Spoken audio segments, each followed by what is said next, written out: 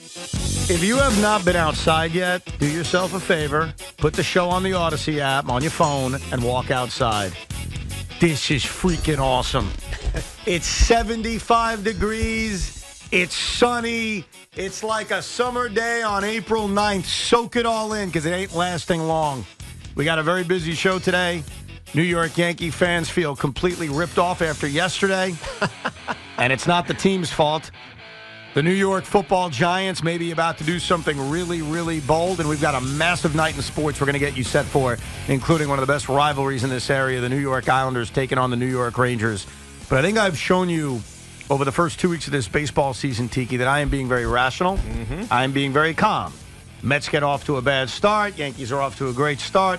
I like to take a very deep breath and remind people it's only a handful of games.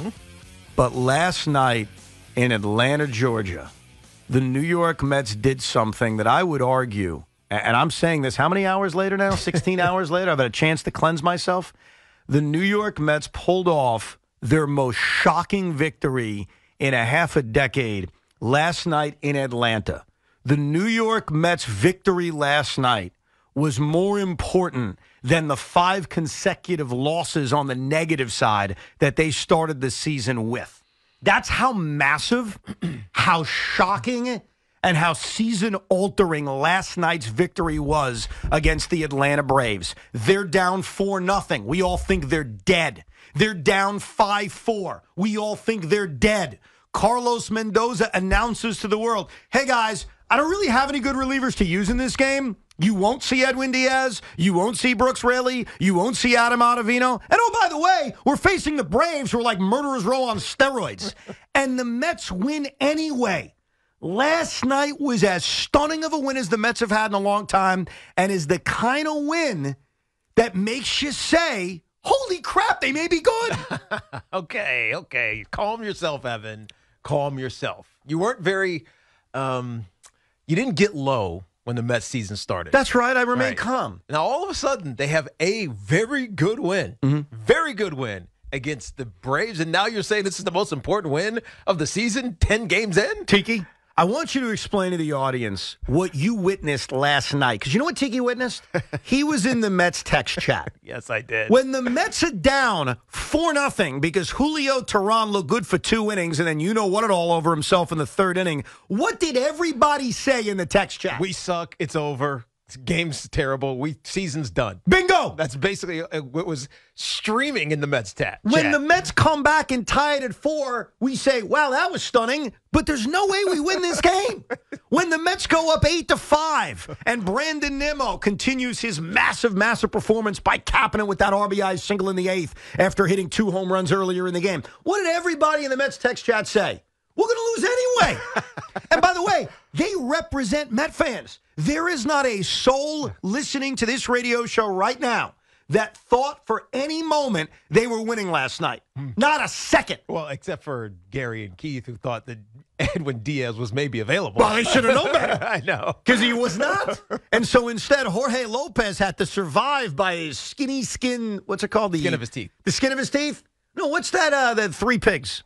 The hair on his chinny chin. Thank you, Loogie. The hair on his chinny chin.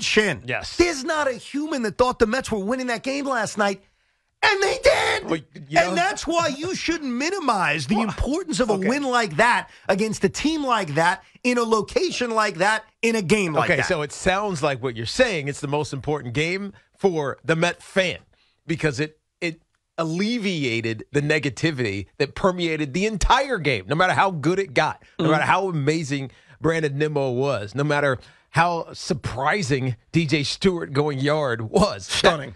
I mean, he was, but that's what we're talking about. Because if we're saying that this is what the Mets team is going to be, I'm not buying it yet, right? I'm not buying that Brandon Nimmo is going to be a 2-home run hero, 5 RBIs, go 4 for 4 every outing. Right? Or that DJ Stewart is going to hit home runs when necessary, like he did last night. Unfortunately, you're kind of stuck with what you're seeing, which is Lindor not doing much, Pete Alonso striking out in important spots. Right? You see too much not negativity, but emaciated performance from guys who shouldn't be doing it right now. And so, yes, this was a great win, but I don't think it's indicative of anything. I think it was just a great night. No, au contraire, my friend. The New York Mets got nothing out of Francisco Lindor. He was 0 for 4. They got nothing out of Pete Alonso. He was 0 for 4. They got nothing out of Francisco Alvarez. He was 0 for 5. Their 2, 3, 4 hitters were 0 for 13. And they won anyway. And they scored 8 runs and came back on the Braves anyway. Twice. They came back twice. Twice. But that's because Nemo was a hero. Okay. And DJ Stewart hit a home run. Great. And Joey Wendell got on base once. And then Tyrone Taylor got a hit and scored a run. I mean, okay. That's baseball. The point is, they overcame their great players doing nothing, won a game in a location they never win. I said this to you on the air yesterday, and I hope you guys were listening. I hope this number was in your head as you sat down last night and watched Mets Braves. In their last 20 games against the Atlanta Braves, the Mets were 4-16. Mm-hmm.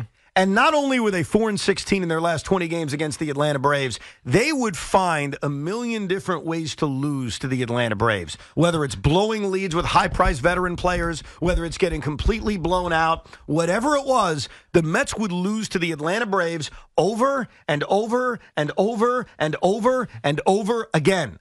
And last night, it's one game, I get it. But last night, they not only beat the team they never beat, they won a game they never win. And that's why, and I've said this a million times before, and will I look like an idiot in a couple of days? Who knows? There are 162 games in a baseball season, and they are not all created equal. There are wins that are better than others, and there are losses that are worse than others. And I can promise you, we will be on the radio to talk about the losses that are worse than others. Well, I am here to say that win last night is better than your normal win. Oh, yeah. That win last night is the win that turns all the negativity that every freaking person has in this city about this team. The core sucks. The team sucks. This sucks. Everything sucks. The season's over in April. When you beat the Braves the way you do last night, that's different. Yes. And maybe I'm being too giddy, or maybe I'm so used to the Braves beating our heads in over and over again and losing that game night in and night out. And last night, they didn't lose it. I know it. I'm not saying it wasn't a great win. I'm not minimizing that. I'm just saying it's not indicative of anything. It was one night. Until you get consistency from these guys, it's just one night. Until you get Francisco Lindor and Pete Alonso, even though Pete's been mostly good for the season, but let's say Francisco Lindor being Francisco Lindor, it's just one night. Okay, and it was just 5 games to start the season 0-5, and now it's 5 games in which they've won 4 out of 5. You know what I mean? Like, yes, it's only 10 games into this season. I acknowledge that. Mm-hmm. But if we're going to go nuts about losing your first 5 games, which everybody did, and I was tested too, man. When they lost the first game of that doubleheader, I was bloody tested sitting next to you. 0-5, this team stinks, the season's over in April. Well, they've responded. They responded now by winning 4 out of 5 and winning a game last night in a place and a team where they never win, in a location and in a roster situation in which Carlos Mendoza, and it's not all his fault, had his arms tied behind his back because their best relievers weren't available. Yeah, but it was also... And they won anyway. Right, but it was also, I mean, some of it is his fault, managing the relievers the way that he had, and then announcing, as you said, that they would not be available. Yeah, I question why he's got to announce that. You should probably keep that one close to the vest. Right, you don't need to tell your opponent Edwin Diaz isn't available. Right, you could tell Edwin Diaz that he's not going to pitch tonight, sure, most likely. But at the same time, you probably want to keep it in the back of your mind because there was a moment, and we kept hearing it on the broadcast, or at least a couple times they said it on the broadcast, the TV broadcast, that Edwin Diaz could be available. At least they were alluding to the fact that he could be available. I wonder if somewhere in Mendy's mind, he was saying, I know I said his kid's not going to play. I know that Edwin Diaz is probably not, it's not right to throw him out there, but this win means more. Well, I'm glad you brought that up because I just said to you, certain wins matter more than other wins. Certain losses sting more than other losses. I understand why you've got to protect bullpen arms. I understand why Aaron Boone's got to do it. I understand why Carlos Mendoza has to do it. You can't burn guys out. And Edwin Diaz and Adam Ottavino and Brooks Raley, they've pitched a lot recently, and I respect that. But there are moments in games where you have to call an audible. There's a moment where you say, you know what? Hey, Edwin, how you feeling? Because if you pitch today, I'll give you 5 days off. I understand I got to pay the piper on this one, but we need this one. We want this one. Because as giddy as I am today, as giddy as Met fans may be off a win like that, if they lose that game, and we all thought they were, we'd be screaming and yelling, how do you not use your best reliever? How do you not whisper in his ear and say, how you feeling, big guy? Right. If you can come in and get me 3 outs today, this would go a long way, and we'll sit you down for 3 or 4 days. Like, that's a conversation that should happen. It didn't happen, and that's why that's not going to be talked about that much today because the Mets found a way to win. But I am a man of my word. There are certain wins that matter more than other wins. Mm-hmm. And last night, and I had one hell of a night watching this game because one of my sons, I'm not going to put them on blast, cannot sleep at night. And Daddy needs to take care of him.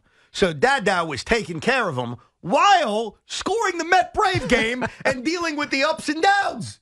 And it was something else under the covers, scorebook there. Don't worry, son. Everything's okay. It's just a nightmare. Don't worry. I was Father of the Year and Psycho Baseball fan all rolled into one. Oh, that's why you have a book. And by the way, called My Mets Bible. Thank you. And while I was doing that, because I ain't going to lie to the audience, they need to know. While I was doing that, I kept betting on the Atlanta Braves. Emotional insurance. Oh, I was emotionally hedging like a king of the emotional. I'm a insurance. baby. When Travis d'Arnaud off the bat, I thought hit a walk-off home run. Did we all think that d'Arnaud hit a walk-off home run? Yeah. I was in line to win stupid amount of money. Stupid amount of money. Because I was so, and that just proves to you my emotion backs up my words. That win mattered last night. So when Nimmo hits the tying home run, you emotionally insured? No, I had to wait till they took a lead. All right, so Mets needed to take a lead. So when the Mets take 5-4 to lead, you emotionally insured? Once they went up 8-5. 8-5. Once DJ Stewart hit the home run. Actually, they went up 7-5. I made the bet. 100%. Then they went up 8-5. I made another bet. Then it went to the 9th inning. I made another bet. Oh, jeez. Yeah, I think I bet like $75, nothing crazy, but I was in line to win like $1,000 because I kept getting the Mets at these stupid odds. And let me tell you, emotional insurance kind of works because I don't give a rat's ass about the $75. I really don't. Now, you got to be responsible about it. That's my advice. And to me, that win last night was worth more than $75. Yeah, you lose 3 or 4 and you're down $75 at the end of the week. You look back on it. Right. Why are you bringing up losing 3 out of 4? They just won the game. Because that's where this matters next now, Evan. You can't allow just last night to be last night. Otherwise, that's all it is. It's a fart and a win. It's a great night. And a night that, by the way, every Met fan should be celebrating because it is a house of horrors I know, down in doesn't Atlanta. it almost feel like what you're saying? And I kind of agree with you, is that if this series ends 1-3 for the Mets, was it really that impactful? Was it really that meaningful? You should expect more now. You took that first game, let it turn into something. But are we expecting more? But here, not to tie this in because, these two teams should be separate, but this reminds me of the Yankees comeback on opening day versus the Houston Astros, where we walked away from that day going, wow, they beat the Astros. They came back. That was grit. That game is forgotten about if the Yankees went and lost the next 3 games, but they didn't. They went into their house of horrors and they took care of business. So if they don't use it as a catalyst, yes, then it's kind of a waste. You need more now. Okay, I will answer that comment. You're half right. Okay, and here's the difference between Yankees, Astros, and Mets, Braves. And this is going to sound so losery, but I'm being perfectly honest with you. The New York Yankees needed to prove they can get past Houston. That's the team you need to prove you're better than. Don't the Mets have to prove that they can get past Atlanta? The Mets are not getting past Atlanta, and I accept that. Like, I'm not sitting here on April 9th telling you the Mets are winning the NL East. I'm certainly not proclaiming that. And that win didn't make me feel like the Mets are winning the NL East or the Mets could even compete on the level of the Atlanta Braves. The Atlanta Braves, despite this injury to Spencer Strider, they are an elite-level baseball team. Here's what I'm trying to prove, and here's where you're half right. If the Mets go out and lose the next 3 games to Atlanta, and they limp home to take on Kansas City, I'll be down in the dumps. And I'll admit, all right, great, that win was a fart in the wind. So it's not about... I agree they can't just lay down after this. Yeah. But what I need is not to sweep the Atlanta Braves because I'm not delusioned enough to think they're on their level. I need them to compete with the Atlanta Braves. I need them to win one more game in this series. That's fair. If they could get a split in this series, I get it. That's a loser mentality. And no Yankee fan had that thought after the great comeback on opening day. That's why we're different. Like the Yankees and the Mets are different. It's also a division rival, and so you're going to see them a lot more times than the Yankees are going to see the Houston Astros. So we almost can't even compare it. Because it's an emotional. Once we get to the postseason, what do we need to do to get over this team? Well, this is Yankees for Astros. Yes. But for Mets and Braves, it's like, dude, we got to see these guys a lot. No, you know what for the Mets it is, Tiki? Surviving April. Because a week ago, I'm hearing everybody bury this team. They're dead. They stink. So winning in Atlanta twice, dare I say 3 times, is not about sending a message to the Atlanta Braves. I'm not talking trash to the Atlanta Braves. I'd be an idiot. I mean, I may sound like a raving lunatic sometimes, but I try to keep things in perspective. The Braves are far better. What I want to do is survive April. What I want to do is be in contention to make the postseason. And so winning another game in this series, maybe something you laugh at, Sean, or Tiki says, great, you split with the Braves. Who cares? That's a big deal for the New York Mets. That's a big deal for this team moving forward. Well, it is because it's the first one of the year, and how it happened with Nimmo being superhuman, and then obviously with DJ Stewart as well. But it's not something you need to, count on down the road. But you could get a DH, even though I'm getting much less confident that you're going to get that DH. Well, JD's just sore. He'll be here soon. Whatever the hell is wrong with JD Martinez, I almost feel like they signed damaged property. I really do. Oh, come on. I'm He's starting just to believe sore, that. Tiki. Sore? What the hell is he doing? He's taking single-A batting practice? Like, what's going on with him? He got 4 at-bats in a single-A game. Right. He's very sore. So my point is, you almost now need to rely on DJ Stewart for at least the short term, and I don't know if that's repeatable. I just don't think it's repeatable. Yeah, but you're overanalyzing one win in terms of that being the norm. You're overemphasizing one win being I'm not. important. But if they end up losing the rest of the series, how important was this one win? Look, I agree. If they go lose the next 3 games, it'll be a buzzkill. I admit that. But if they can win one more game in this series and get a split in Atlanta and come back home against the Royals with a record that I know doesn't sound amazing, but sitting at 5-8, yeah, I'd feel all right. I'd say, okay, we have a season. Because after the 0-5 start, especially the way they lost the first game of the doubleheader, there was panic amongst Met fans that, oh, my God, this season's over before it starts. And look, the Atlanta Braves, they are the elite, them and the L.A. Dodgers in the National League. I'm not saying the Mets are on the Braves level. They're not. But I am sick and tired of getting our ass kicked by the Atlanta Braves. Because this whole derailment of the 2022 New York Mets, it started with them. It was them who did it. Yeah. That's why until last night, the Mets were 4-16 in their last 20 games against the Atlanta Braves. And they lost so many disgusting different ways. I would slightly push back on the 2022 season, not to relitigate it, but they grinded to win the division, and they didn't need to. And we know it. Scherzer wore himself out. DeGrom wore himself out. So once they got to the postseason, it was over. And I remember Joe. We had Joe on. Joe Bonilla. Maybe it was on Evan and Tiki and Tierney talking about they have to win the division. The Mets have to win the division. And it turned out that year, you know what? You really don't have to win the division. They didn't have to win the division. They needed to not wilt when it mattered. True, but they tried to, and they went too far after it, and it just happened to be against the Braves, a game that I was at, actually, and DeGrom would do nothing but throw 98, 99, 100-mile-an-hour fastballs, and he got teed off on. And so that was a different circumstance. I think this Met team is a different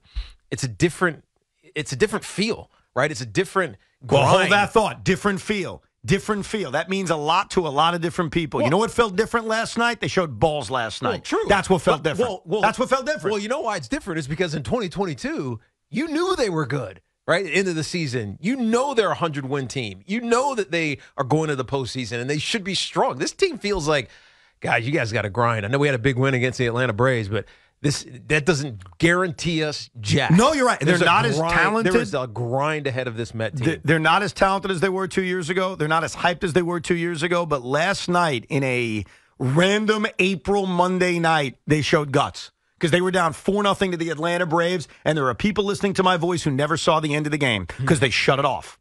And you know who you are.